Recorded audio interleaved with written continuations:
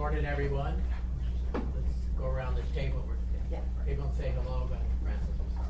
I'm Francis McLaughlin, current planning. Ryan Yell, current planning. Amanda Moser, clerk's office. John Weddleton. Amy Dembowski. Craig. Go ahead. Terry Schoenthal, current planning. Go ahead, everyone. Janie Pfister, Girdwood. Rhonda Lambert, the Herbal Cache. Susan Parks, the Herbal Cache. Yeah, so the David. Gusher, close. Chris Lisher. Sue Nolan, Alaska Fire Wing. Will Ingram, last part. Tony Mann, last part. All right, thanks. And Hugh Wade. What we'll do on each of these cases is we'll invite the herbal caches up first. So any of you involved with that, go ahead and grab a chair up here and we'll go through and discuss it. And if you want to add something, just wave and I'll point at you. And then you can talk. Try to avoid back and forth in between people as much as we can. If someone has a comment, just wave. Get a chance to talk. It's fairly informative once you'll be able to address all the issues. So we're going to start with talking about the license, which we hadn't done before. So I have some of the clerk's office talk about that, and then we'll go to Francis Rose. Yeah. We'll go to you to talk about the So Mandy Almas is out today, so I'm speaking on behalf of licensing for her. This license met all the requirements set out in Title 10, which is the licensing section of Anchorage Municipal Code. There was no taxes, fines, or fees due. And if you look at Section 2 of the AR, you can see that we have the two conditions that are the standard template licensing conditions. That the licensee will and employees conform to the narrative submitted with the license and special land use permit in this resolution, along with all applicable portions of the Anchorage Municipal Code. And the second condition that all licensees, employees, and agents of the marijuana establishment get their marijuana handler permits. Those two conditions are set out in Section 2. That's all. All right, thank you. Assemblyman Pete Peterson has joined us. Francis? So the good news in this case is that there are no library fees due. Yeah. Our library's happy, by the way, the fees are being collected. Everyone can say okay, so for the record, this is for the planning's case 2016-0114, and the business is the Herbal Cache. This is special land use permit for marijuana for a retail sales establishment. This is a retail sales license. The planning staff review looked at the sites, and it is in the GC7 district, Birdwood's Town Square Park commercial district. The site is bounded by Birdwood's Town Square Park to the east, Holmgren Place to the west. There's a public walkway between Holmgren Place and Birdwood Town Square Park running along the south boundary of the property. There's a commercial retail building across the public walkway on the abutting lot, and there's a vacant commercial lot to the north.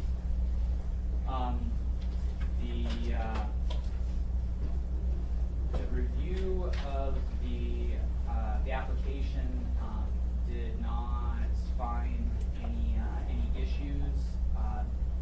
The staff analysis recommends approval of the special land use permit for marijuana for this retail license, the first one in Girdwood, first any license that we process in Girdwood, subject to our boilerplate or standard conditions of approval for retail sales establishments. There were two additional conditions of approval added having to do with Title 21 land use planning requirements. Condition 8 was to establish non-conforming rights for compliance with the Girdwood district-specific standards, dimensional standards, site development standards, building design standards, all of those things. And then also to enter into parking agreements. Businesses in this district are prohibited from having on-property parking, and so they're supposed to use the public parking lots, and there's an agreement, a parking agreement they come up with new building permits, this is caught where they're asked to enter into a parking agreement, so they would use the public parking lot. All of those things seem pretty standard and fine, but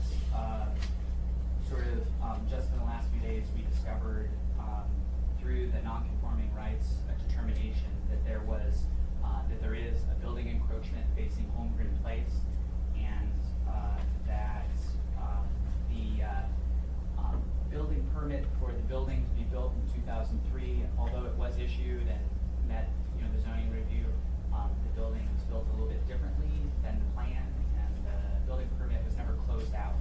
So they have those two outstanding issues, a front yard encroachment for a porch and an open building permit. And both those things are resolvable, but the planning department must recommend postponement of the case indefinitely in order to resolve those issues.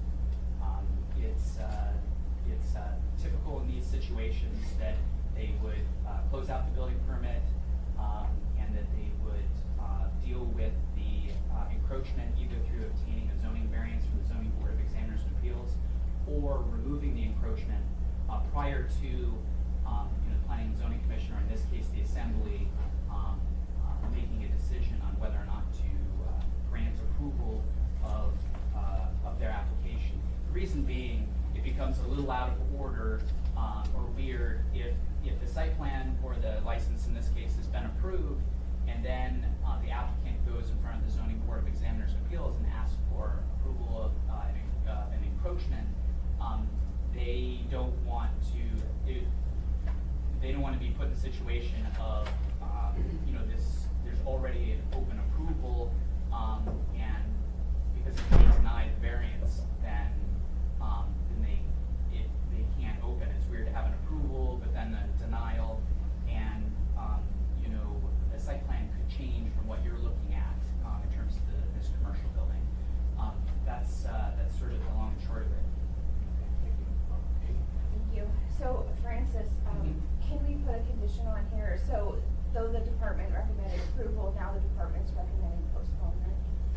Is there a possibility that we could specifically put in here? I mean, obviously they can't have it until they deal with the non-conforming issue, but would it be a compromise to be able to put in here specifically to the Zoning Board of Approvals, if we put in a reference here to, really call out, this is would only be issued upon a positive, and I know it puts the zoning board kind of in a weird position, but I want the zoning board to know that the Assembly, if this does go forward, because it may not, but if it does go forward, the Assembly has considered that it has to go through ZEBA. And if they say no, the answer is no. And we're fine with that. Whatever they need to, go through their process, and we don't want to influence their process, but we want them to know that, this isn't just a blanket yes, they have to resolve that issue. Is that? Yes, this committee could recommend approval of a special land use permit for marijuana and add two conditions of approval. One, to close out or obtain a conditional certificate of occupancy for the 2003 building permit. And then the second condition would be to remove the encroachment, or resolve the encroachment, or remove the encroachment, or obtain approval for a zoning variance. And you could make a statement about how you're not presupposing what the Zoning Board of Examiners and Appeals would do. However, that's not how the planning department typically processes these cases. Typically, so we always make them obtain the variance prior to going before the board or commission that would approve the site plan. They have to obtain the variance first. Now, there are plenty of instances where that hasn't happened. It's usually where, like in this case, if we hadn't learned of this encroachment, then they would be faced with having to obtain the zoning variance later. Like in these cases where it's discovered later, then we send them to the zoning board then. But whenever we know ahead of time, then we don't allow the case to be heard before the board or commission.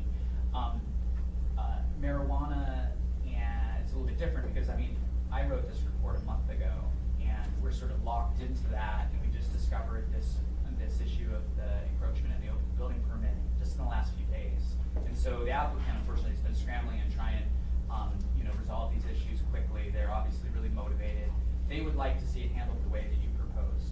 But planning department, just to be consistent, with precedent, we're recommending postponement indefinitely.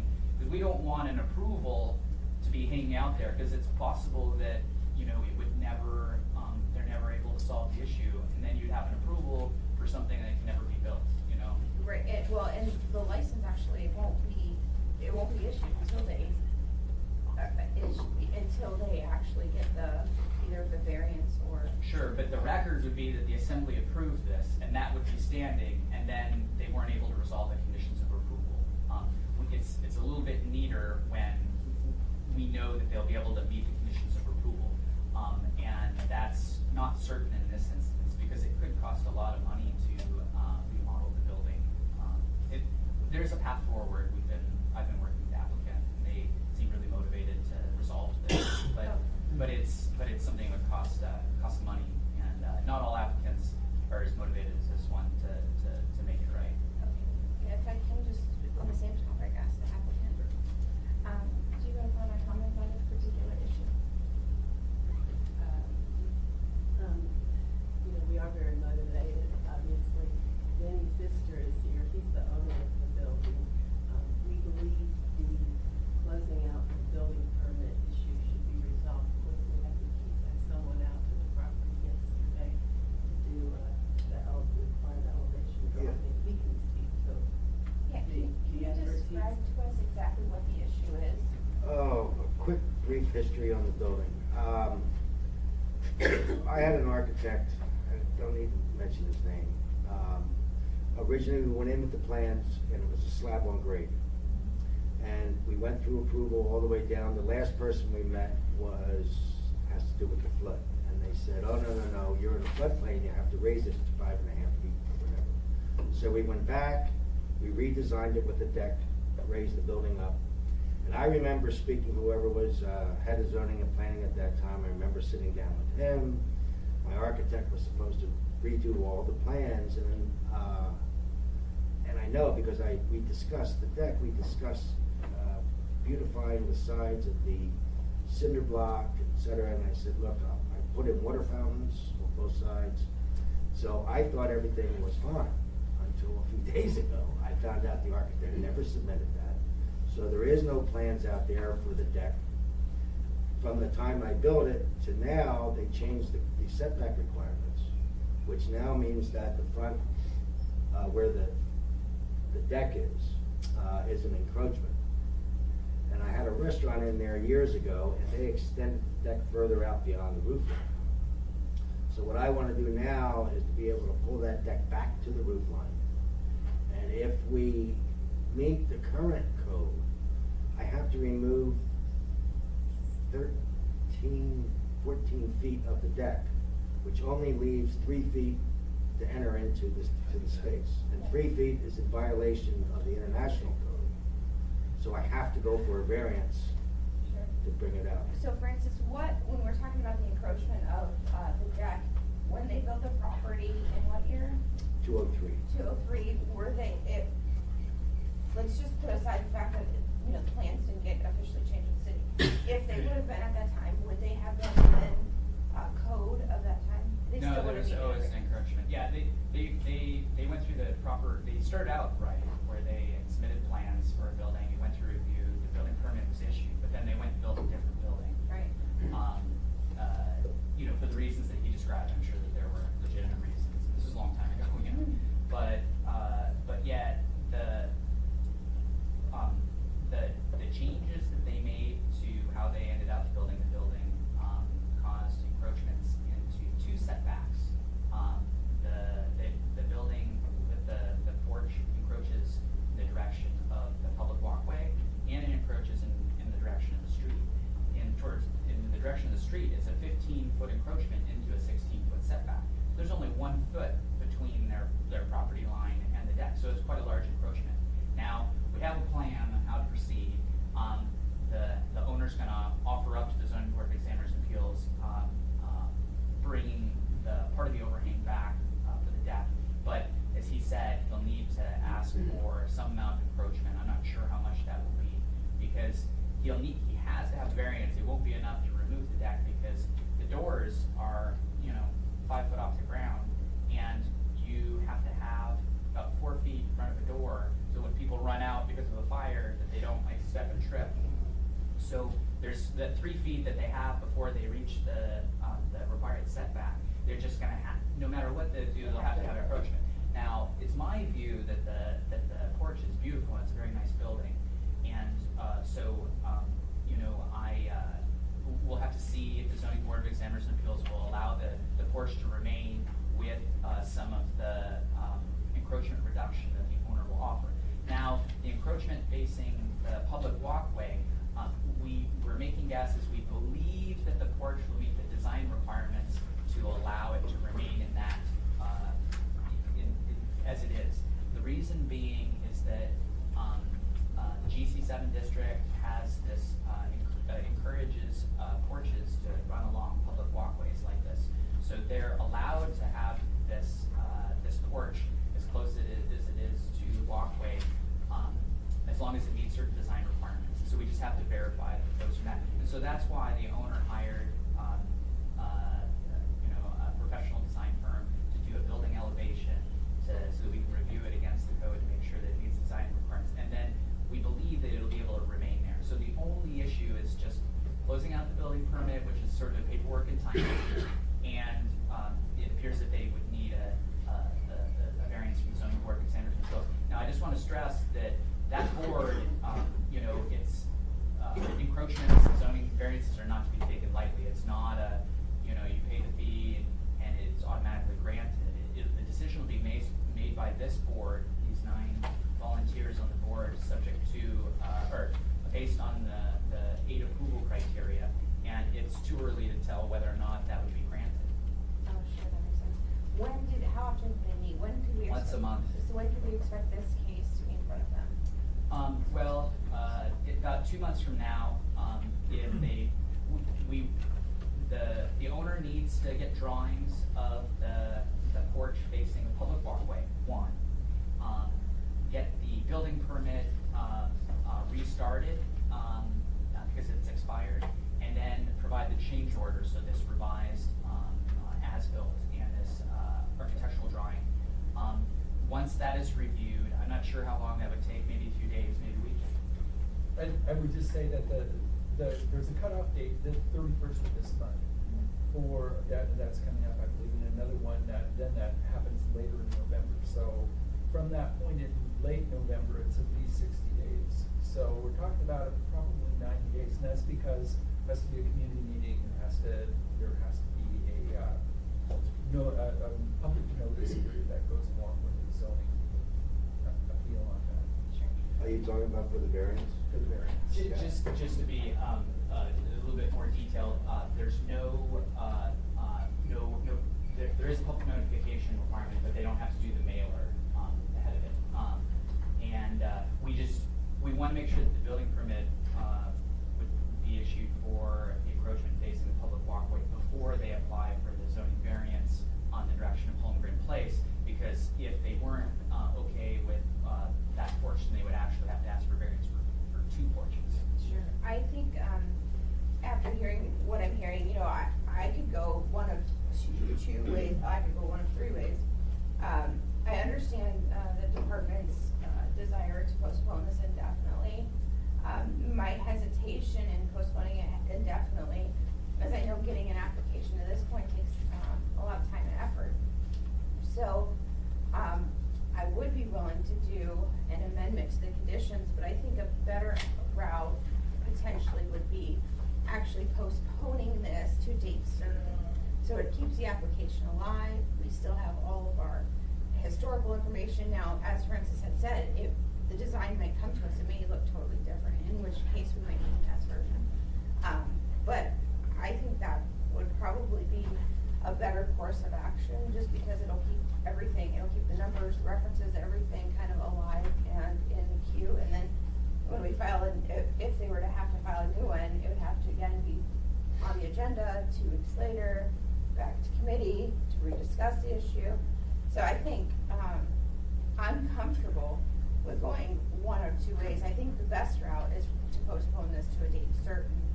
And it's sounding like there's no possible way this is gonna come to us, probably, we're already the end of October, it's probably gonna be January, I'm guessing, don't you think?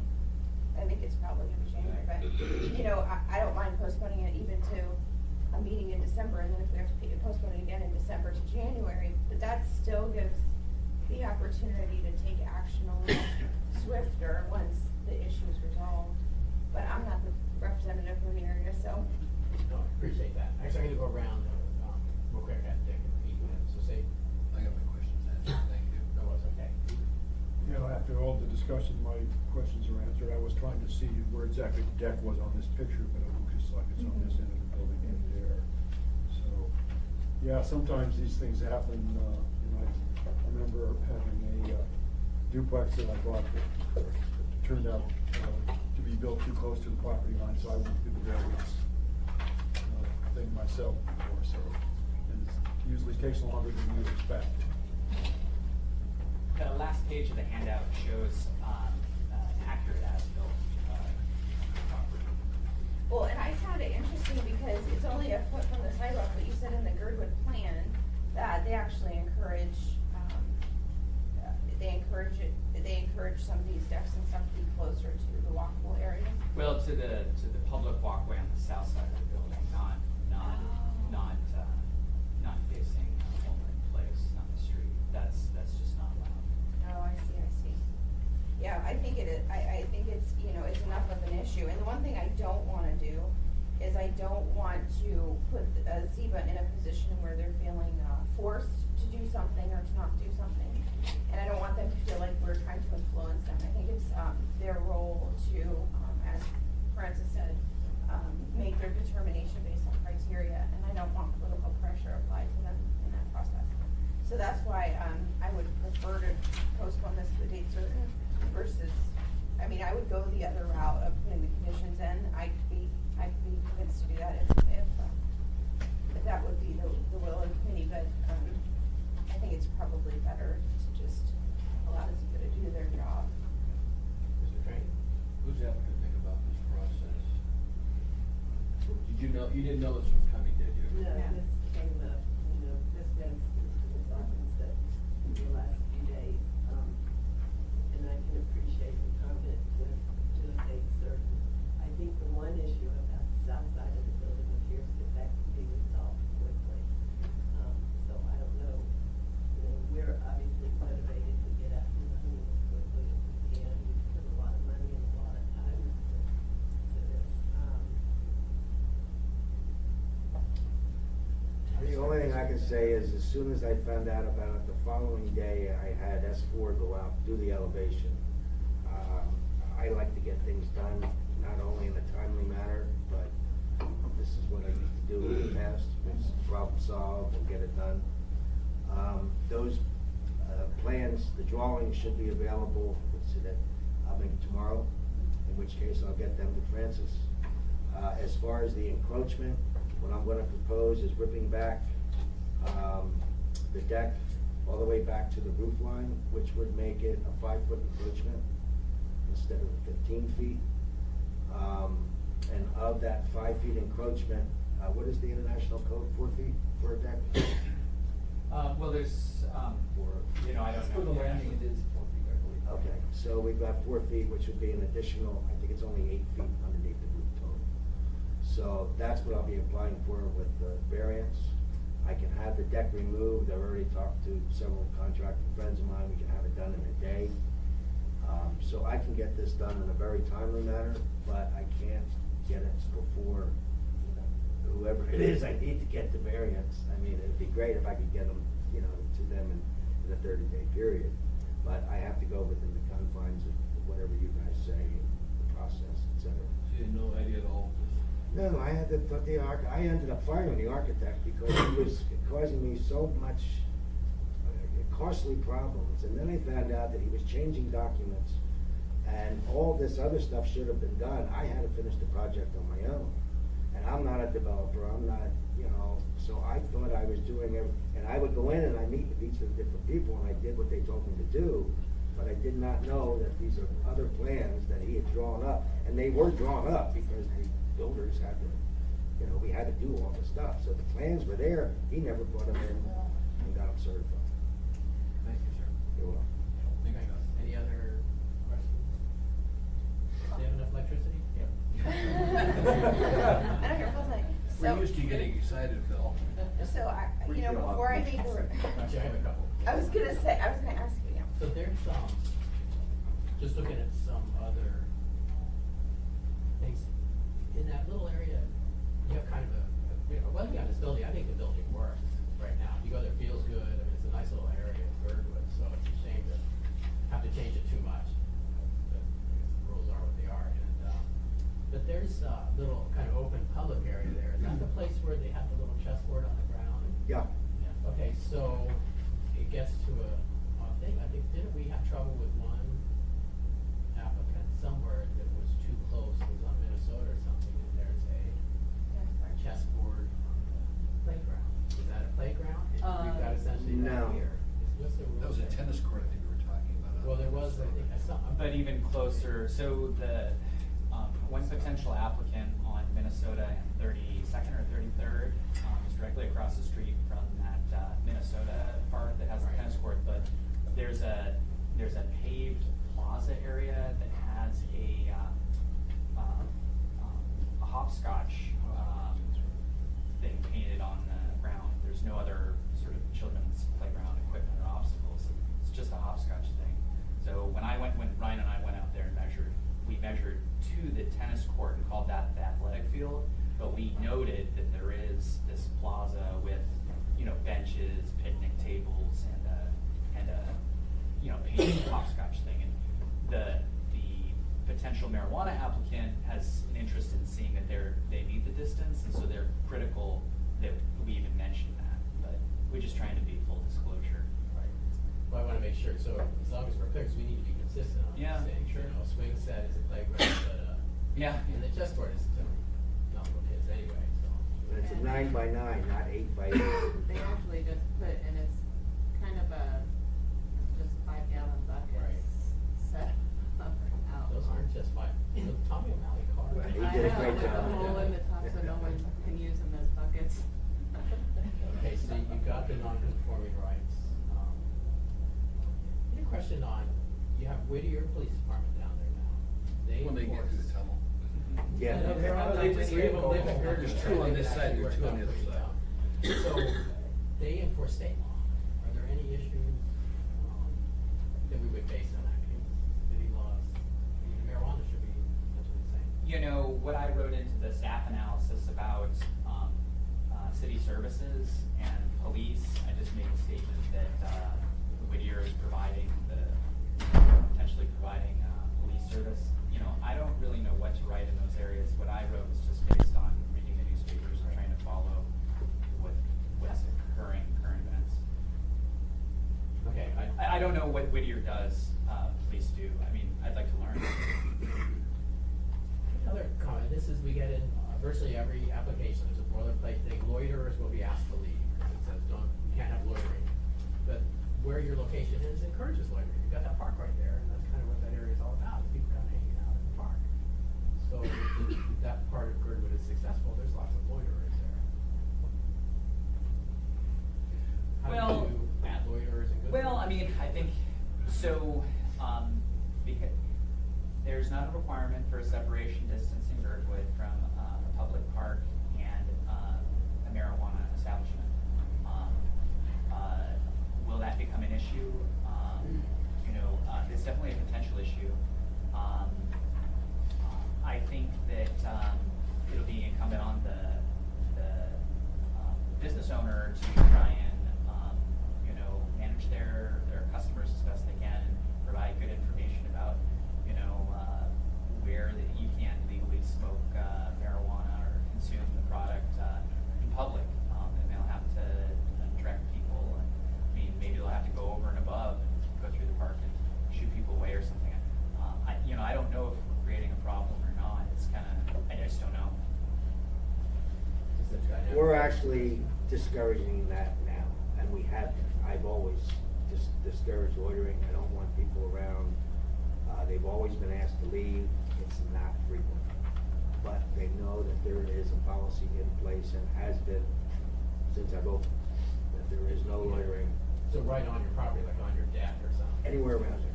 But in that little park area, you get something I know. out of the Thai guys thing and sit down and loiter for a while, eat your dinner. But fortunately, the park's here, and the establishment's here. So it's not like you You're not walk right out, on it. it's right there.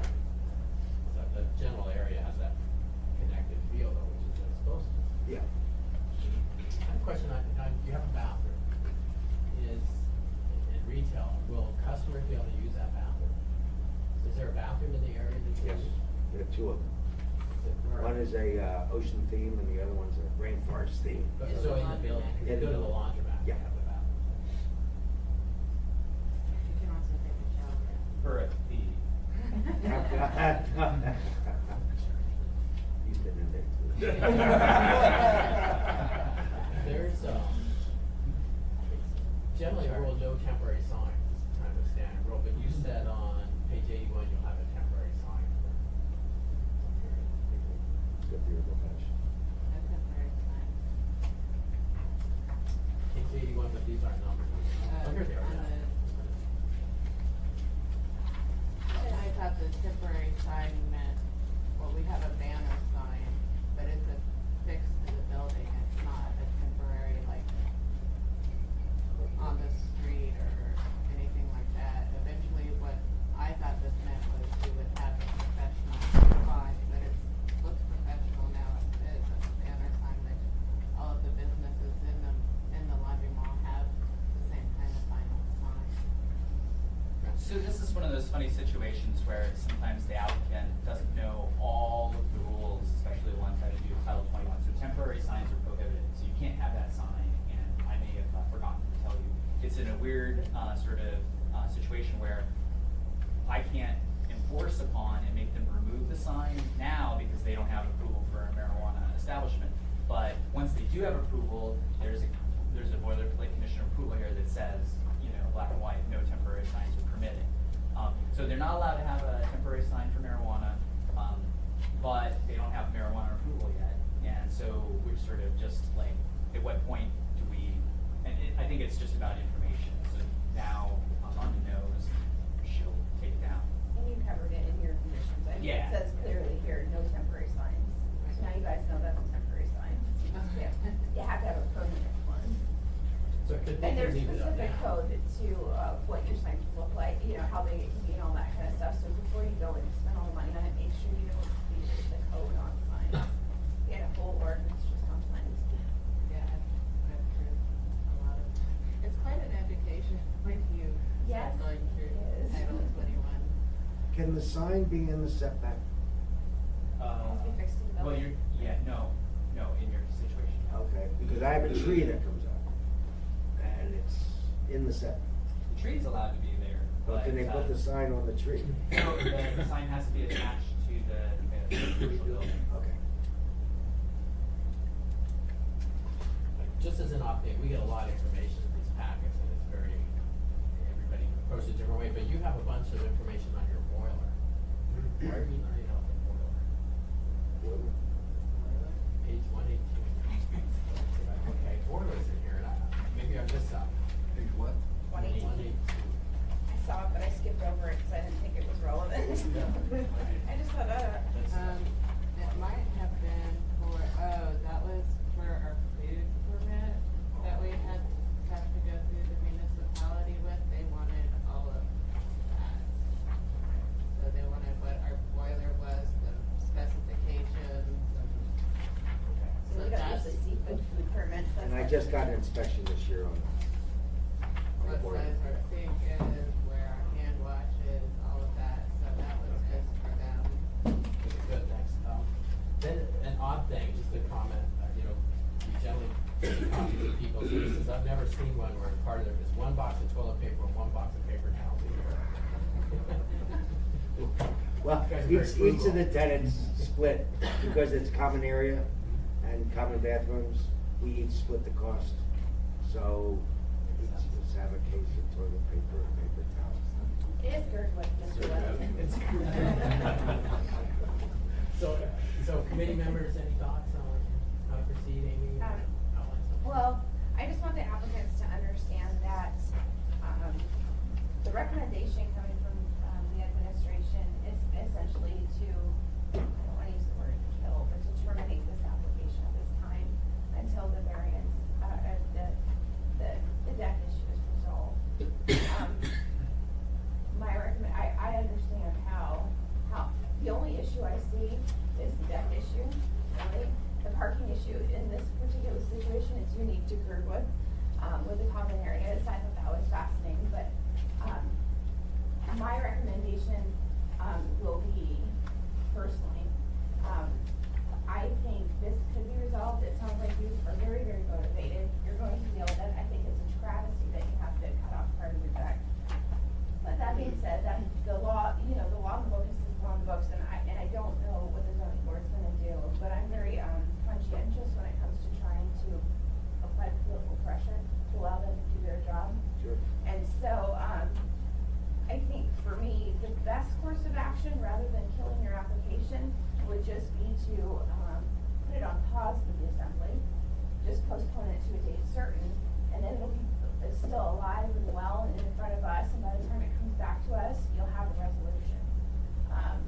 So it's kind of, there's three options I mentioned earlier. We can take the recommendation, postpone this indefinitely, which means you have to bring back your application. Or we could put it on pause, or the third option, which is still a viable option, but in my view, it's not the best option, is to put conditions on here, as we were talking in the very beginning, saying, okay, we will tentatively say this will be fine as long as you meet all these conditions. One of those conditions would be to have to get a resolution through, the zoning board to allow whatever solution is for your deck. But again, that kind of gets into more of the, I want them to be able to do their job free of influence. So I think my recommendation would be to postpone this to a date certain. And it sounds like they're working on it really fast. It all depends on how fast SEPA's gonna get it.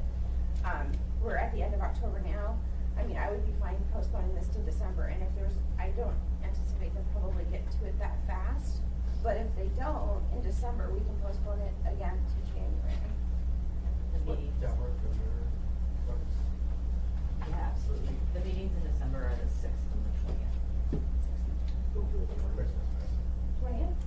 Would that be okay with the applicant, you think?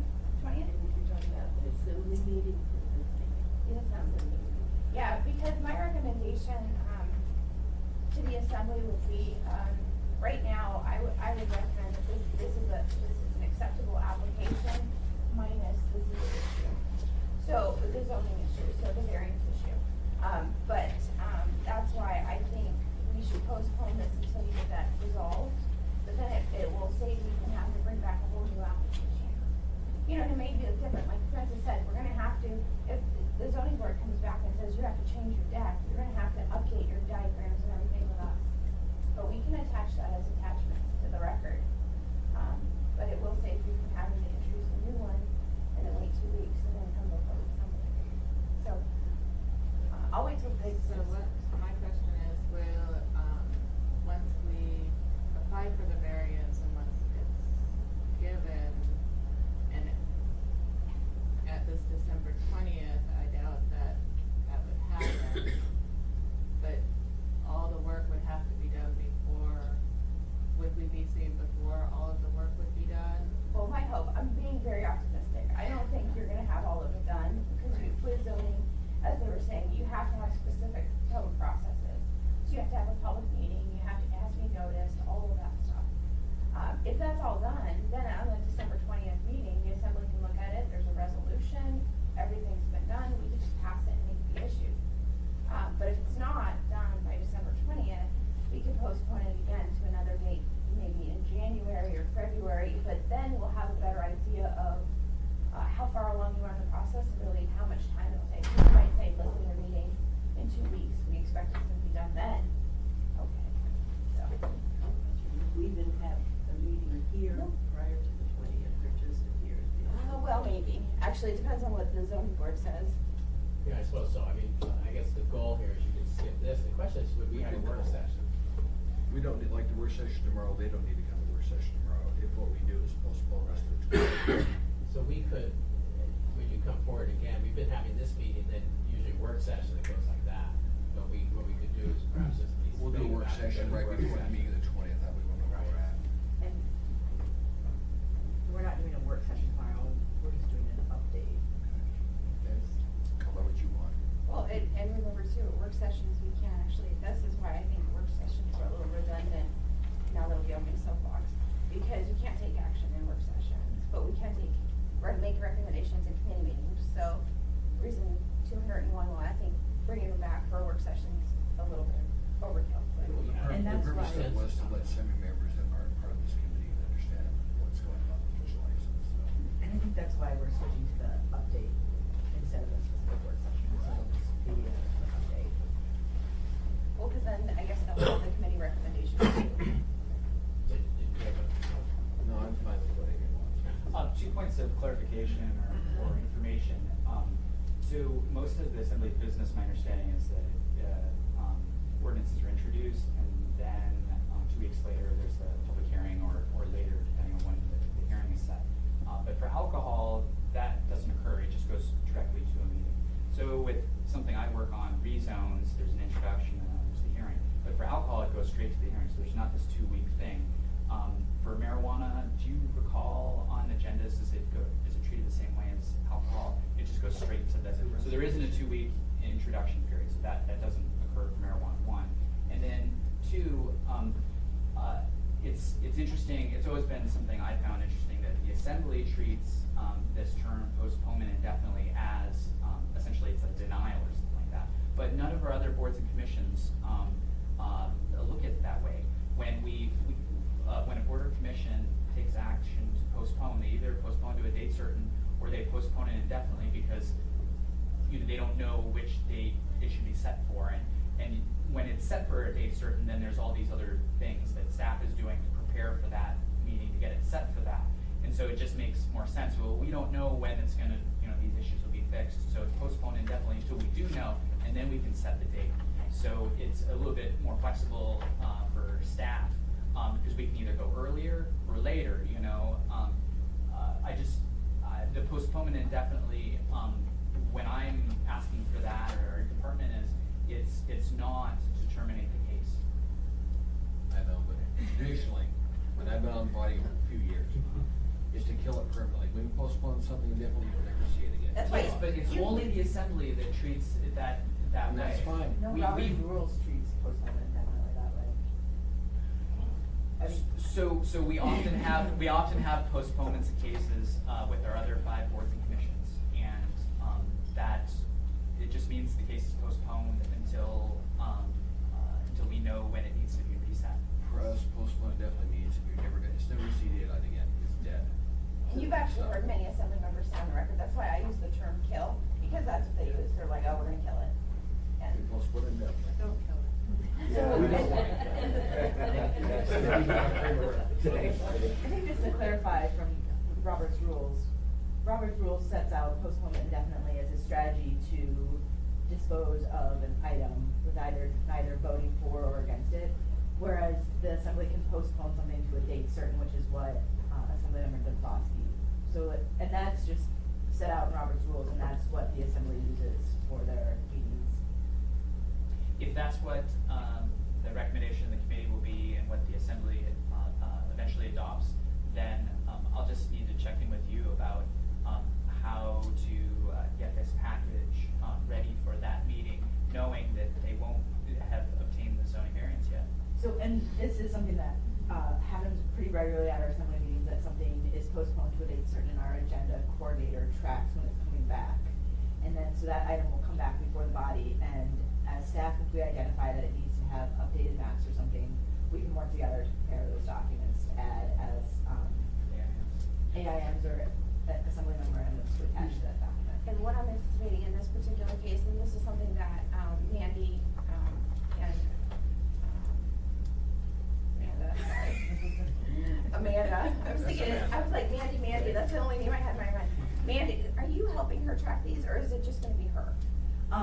So if the action's taken at the meeting on the record, actually it would be our agenda coordinator, Heidi, that will track the actual AR, this document, and then as staff, if we need to attach another document, we can do that. So what I would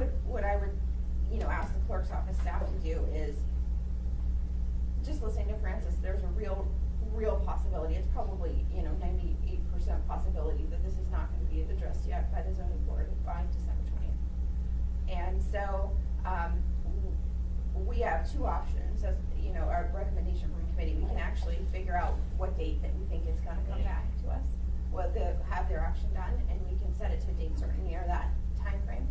Or we can set it to a date certain on, on December 20th, and then the clerk's office will track it, and if they get confirmation 2 weeks out when they publish the agenda, and they do it often, they'll put a note on the agenda, it is the intent to postpone this to X date in the future. So she can kind of track it, but when we publish our agenda, there's a clear note on there that says, listen, the Assembly's not planning on taking action on this, they're gonna postpone it again. And we've done that with multiple things. Yeah. Just what I will do at the meeting, we'll just come in front of us and move it to the 20th. Okay, with the concurrence of the assembly, we'll make that happen. And if we come to the 20th, and we can't deal with that day, move it to whatever day we need to move it. It's not that big of a deal. I'll second his motion to do that. We do it all the time. Any opposition? Okay, let's go that round. May I have just one more question? Sure. Would it help, and I intend to do this, but would it help, when and if, I hope I can, land use approval and GBOS, Yes. non-objection? And the other thing I would tell you to do, the one thing that always trips everybody up is public notice requirements. So do not lag, find out with Francis afterwards exactly what's gonna be required of you for your variance and what public notice, because you wanna get that public notice period started immediately, Right. as fast as you can, because that's the thing that's really gonna slow you down.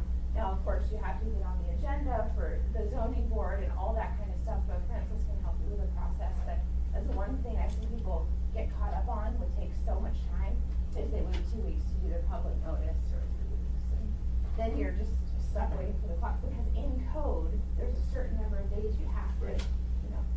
But yes, you wanna get the board of supervisors, and obviously in your application, this seems like it's a super, supported,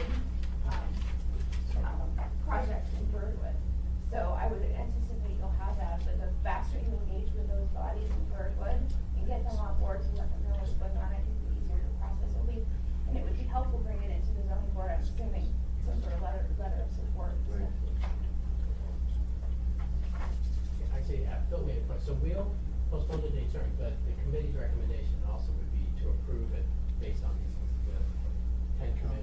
When all the points you other have things here are plus dealt the with. extra, or the 8 Well- plus the 2. Well, would be resolved. I would say this is, the committee is not, it has no objections to the application pending a positive resolution of the zoning issue. That's what I would say. But the committee does not recommend action until the zoning board of examiners has made a determination. Because this could be, if they come back and say no, then they're not, they're non-conforming, they can't have it. And to me, I don't think we can issue it. So I wouldn't say we're recommending approval, I would just say that thus far, we're not objecting to the application, but there's the serious issue that needs to be addressed. Does that make sense? Yeah, that's very good. I can make some guesses about which Ziva meeting they would be on. It's hard to tell because it's building safety division that would resolve this building permit, and I don't know if that'll take a day or a week. But I can make a guess about when Ziva can hear this. It all depends on how quickly the applicant is able to get his application submitted. And there is no public notification period. You just need to submit the zoning variance application. For zoning variances, you don't have to worry about any of that stuff. Just submit the application form. The only thing you have control over is putting your best application forward and submitting it. How much of an influence is having the support of land use and GBOS in the granting of the variance? So it's funny, GBOS and the land use committee sort of think that it's a requirement that you go before them for anything that you build or do. So it's just a sort of quirk about Birdwood. Title 21 does not require any of that for this. No, but how much does it help? It absolutely helps. Well, so Ziva will make the decision based on the 8 approval criteria and whether or not they can make findings that the 8 approval criteria are substantially met. But there is this sort of the context, about what's going on. It's an old building, and the Birdwood Board of Supervisors is, you know, if they're able to, pass a resolution or make a recommendation or have someone show up to speak to say, you know, we really don't want the deck to be altered, this is a fixture in the community or something like that, that would, I think, because they're people too, up on the board that are making decisions, it'd help a lot, yeah. Yeah, you should definitely follow the advice that Mr. Boston gave. And I can tell you from an assessment perspective, it'll make a huge difference. Whenever we see overwhelming community support for something, we try to find, sometimes creative ways, but we try to find ways to say yes versus just saying no. And does the assembly grant the variance? Zoning Board of Examiners and Appeals, there are Okay. 9 mostly attorneys on this board. Okay, good, thank you. Thank Good you. luck. Yeah. Okay, next up is Alaska Far East, so feel free to grab some seats. Awesome endurance. Yeah, you guys are fixing. You guys don't have a deck, so it should be quick. Don't worry, very fun.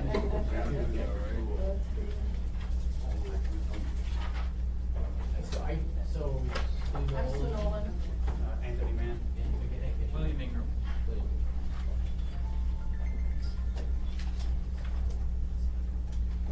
Okay, so let's start with talking about the licensing.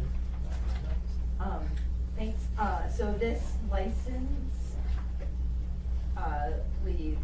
it generally meets all of the applicable conditions, or the applicable provisions of Anchorage Municipal Code 10.80, that is the licensing code for marijuana. We do have 2 of the boilerplate conditions on this, same as the last license, so they,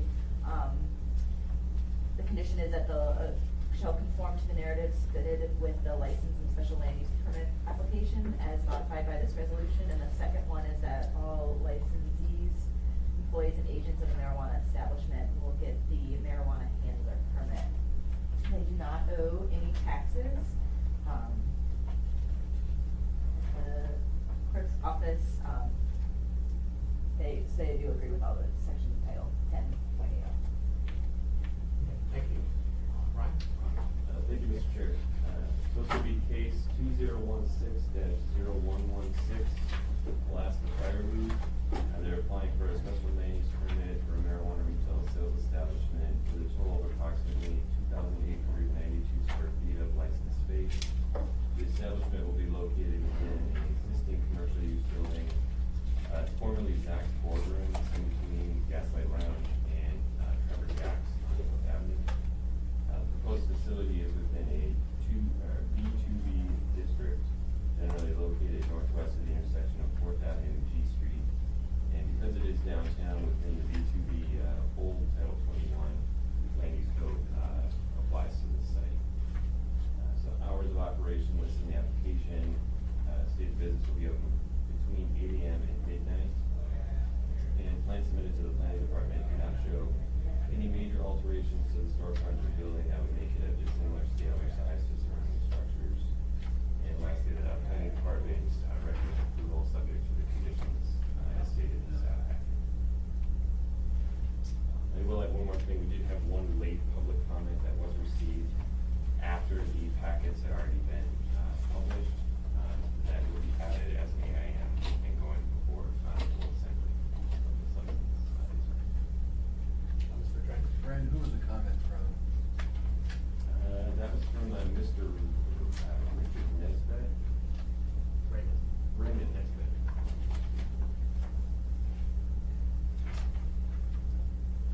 Raymond Nesbitt, located at 637 West 3rd Avenue. So Ryan, can you remind us what the, for retail in the downtown area, what all the different zoning districts or zoning types are all allowed down there? I didn't remember B2B. I remembered B3, but I didn't remember B2B. Without having the code in front It's of me, I the believe- central business district, B2A is the core, B2B is intermediate, B2C is the periphery. Okay, so which ones, out of those 3, which ones are allowable for marijuana? All 3. All But three. only for retail. Oh, okay. Only okay. retail So I'm thinking licenses are allowed. commercial too, I think that's where, cause you're allowed in, for commercial and retail together, it's B3, right? So all four types of licenses, the cultivation, manufacturing, testing, and retail, all four types of licenses are allowed under different situations. I think in the B3 and the I1 and I2 districts. Some have to be in conjunction with another, because retail is meant for the B3, but you're allowed to have it in I1 or I2 as long as it's in conjunction with manufacturing or cultivation. And then vice versa in the B3. B3 is meant for retail, so if you want to have cultivation, it's got to be in conjunction with the retail, so if that makes sense. But in the downtown central business district, we don't want any of those industrial uses. It's just retail. So that's where this downtown central business districts, those three zoning districts, only retail. And can you talk specific about this particular district, Ryan, and the parking requirements by code and the allowances? Because there's, obviously, they're not gonna be able to do really on-site parking. No on-street parking is required, but if you do provide it, it has to meet the parking design requirements. Correct.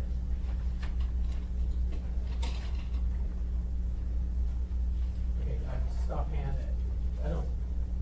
So this comment from Mr. Nesbitt, kind of the gist of it is, downtown's got so many bars already, now we're gonna bring this potentially high density lots of marijuana shops, and he says we already have crime and problems and so on related to these issues. I don't know if I pick on this, a case on that, but it is something to think about. We've had comments recently about, just the way, we're talking about the distance between different uses and so on, and it forces lots of, certain parts of town will have more, because that's where they're able to go. And it's just something I think for us to start thinking about as we watch this go forward in the next year. You know, if we have 4 marijuana districts in England, you know, I don't know how many it would be, but just certain areas are drawing. You know, we see King Street, we're seeing that place Raspberry's gonna have a Raspberry Art area. We haven't seen any in Northeast Anchorage, because of the nature of residential, just kind of the way it's set up, and so many schools and churches. But ultimately, we may have just a few pockets that are high density with marijuana use. I don't know this problem, but it's something that we should pay attention to moving forward.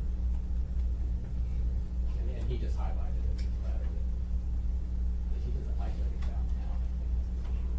I think that's his business downtown. He's an attorney. So any comments from? I didn't see anything jumping out at me at this application. Like I said, each one, depending on where we are in town, it's unique. You know, obviously I fixate on the parking issues and stuff, but, again, this is a downtown business district, and so it's gonna be interesting to see how, you know, how dense and how busy they get, but, it's not a requirement here, obviously, but I'd like to just hear briefly from the applicant if they have any thoughts. Thank you. Thank you for letting me speak. Just in regards to, you know, what you addressed here about marijuana, we did a lot of research before we decided to enter this business. And one of the places we wanted to visit was a little town called North Bonneville, right across the river, down in Washington, Oregon. And they're the only municipality-owned retail marijuana store. So, you know, they're collecting the revenue, paying their taxes, employing people. And the city, policeman was totally against it, but because it was a municipality, they were gonna, you know, they paid him, extra in his department to do extra surveillance on the, facility. So this little, it was called the Cannabis Corner. They were in operation for 6 months, and they reconvened again, and the chief of police said, you know, I wanted to so badly come back with 47 complaints, with this business, and he said, I can't. I virtually have no problem whatsoever, with, this business. So, you know, I think there are perceptions out there. I think it's up with responsible business people to help change that perception. And, I think there's some great examples that you're seeing in Oregon and Washington, down the line. So, anyway, you should, check it out. Little Cannabis Corner is municipality owned. Can we do I'm that? not advocating. I'm just going on the record right now. I do live in Eagle River. Yeah, I think we're putting Eagle River, one in South Anchorage. They tax money out, they lost on the tax cut. Thanks, Mr. Chairman. I noticed actually you've got, looks like, a rather large number of square feet here. Was it 2,800 or 2,400? Yeah, 2,800. And, I also read something in here that said you're hoping at some point in the future to, get a permit for on-site consumption. That was, we're looking at that, I'm not, 100%, behind that yet, but we do have the square footage for it. But, right now, we're just, mainly we are a retail store only. Well, and the state, at this point in time, has not come up with a statute that would allow Right, absolutely. on-site consumption, so I just wanna make sure. Yeah, no, we're just retail only. All right, thank you. Just if you do on-site consumption, still have a permit or smoking line. And that's a problem. And I'm a nurse. Now, you can go to some place, like she went to a tobacco place, managed to have the right requirements, but marijuana would have to have the same here quality. So, He's John, got a have you read license. this from John Petit? Yes, Okay. So the Central Business District has her ambassadors. She can have the ambassadors walking by, they, by your facility. Yes, and, we also plan to work with the Downtown Partnership, which we're members of, to, you can employ their security, you can, so we're looking to also help with, the Downtown Partnership and that little business component of it to, on busier days, help of our, ambassadors, around that area for. One of the more benign, please put a sign up for military loud. That's interesting. Because I was just talking to Major General out there, and he said, we've gotta have some help on this. Because they're subject to UCMJ requirements, if we throw it in the organ. The J-Bear officers did stop by this summer, and we did have a conversation about it. We were, brainstorming, there's Pioneer and there's Gaslight right there. 49th State Brewery just opened, which gets a lot of people through there. And so we were, talking about how we can address that. And I asked him, I said, why don't you see what McCord's doing? Because it is legal in Seattle and the Washington area. And so they really took my suggestion and said, it'd be a great place for us to start because it's not unique as we see in more and more states. So,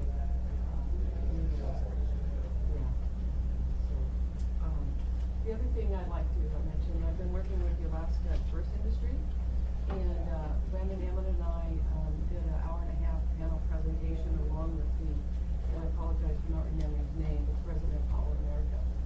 And so they, with the help of me, we've kind of designed, and these are all in draft, but how they're going to handle the tourist industry that will be heavily impacted by come summertime. And so I wanted to know that we're very involved in that, kind of trying to get a grasp on it. A point was made out in this presentation that Holland America starts in Seattle anyway. And by the time they get to Anchorage, if they're coming south, they've already stopped in Juneau. They've already stopped in Skagway. And then, they'll be getting Anchorage. So it's not gonna be a first time, there's a marijuana store in Anchorage for, a lot of the tourists. Some coming the other way down, it may be, but, our goal is to, educate, do it right, and set a fine example for this industry. When do you come over? As soon as you give us something. Is there product available? Testing? Yes, oh yes, testing, went Monday. Yeah, so they anticipate that, they'll be getting results by the end of this week. And, Kenai, Fairbanks, have already had the jump on growing, so yes, there is product available. So if we approve November 1st, then you're open Wednesday? No, we still have some permitting to go through, an inspection, and the marijuana board then needs to come and do our inspection, give us our final okay. We're looking at a potential date of, November 26th, Black Friday. Black Friday between 3 and 7. Well, you should have done it the day before Thanksgiving. Well, Now we're talking. Soft- Green our Friday. soft- our soft- The turkey shortage. I just, Tuesday, yeah. I was thinking pumpkin pie, but. Oh, yeah, stuff in the turkeys? Edibles aren't out yet. But, yeah, we would like to get open as soon as possible. And another one of the reasons is other people are opening, I think the little store on Arnie, real close. Or right. Yeah, we could, we could open fairly soon, we're ready, to help alleviate some of that. Because downtown, a lot of people could just be coming downtown and relieving some of that neighborhood congestion that's kind of a concern. So we're planning to open soon. No, that's important, Yeah. appreciate that. There was Okay, no so- electrical issue or electricity issue that I saw. This one is in ML&P service territory, but, you know, from a GHG standpoint, ML&P standpoint, the retail operations are like other retail operations, so. So, I'll make a motion to approve this, to send it on to the Assembly. Also, any objection? Okay, good, good luck to Thank you. you. All right, thank you. Thank you.